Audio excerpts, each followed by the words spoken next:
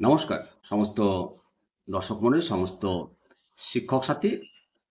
পশ্চিমবঙ্গ সরকারের অর্থ বিভাগের অডিট শাখা থেকে বিজ্ঞপ্তি জারি করেছে গতকাল 30শে মার্চ।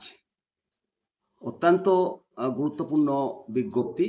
মূলত এই বিজ্ঞপ্তির যেটা বিষয়বস্তু, অনুদানপ্রাপ্ত প্রতিষ্ঠানের কর্মচারী এবং পেনশনভোগীদের অর্থাৎ শিক্ষা, পরিবহন, পঞ্চায়েত এবং নগর উন্নয়নের মতো গুরুত্বপূর্ণ 7টি বিভাগের সচিবদের নিয়ে গুরুত্বপূর্ণ বৈঠক হতে চলেছে আগামীকাল 1 এপ্রিল।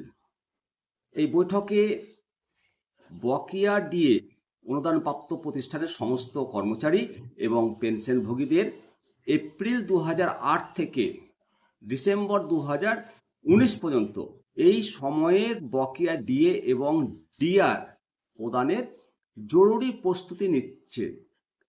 আশা করা যাচ্ছে আগামী 7 এপ্রিলের মধ্যে সমস্ত বিভাগের বকেয়া ডিএ অ্যাকাউন্টে জমা হবে। আগামীকাল 1 এপ্রিল 2026 তারিখ বিকেল 4টের সময় নবান্ন সংলগ্ন অর্থ বিভাগের 1202 এত নম্বর ঘরে এই গুরুত্বপূর্ণ জরুরি বৈঠকের আয়োজন করা হয়েছে। যে বিজ্ঞপ্তি জারি করেছে তার মেমো নাম্বার হলো 1176 FP2 30/3/2026 তারিখে।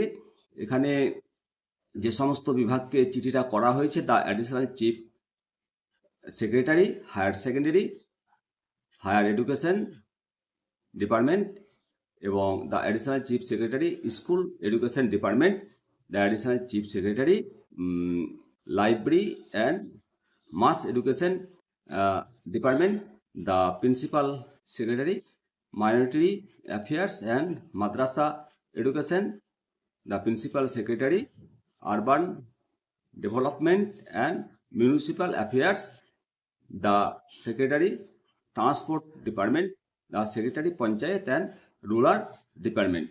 অর্থাৎ সমস্ত অনুদানপ্রাপ্ত এবং স্বশাসিত সংস্থাগুলোর এবার বকেয়া ডিএ প্রদানের কাজ শুরু হলো।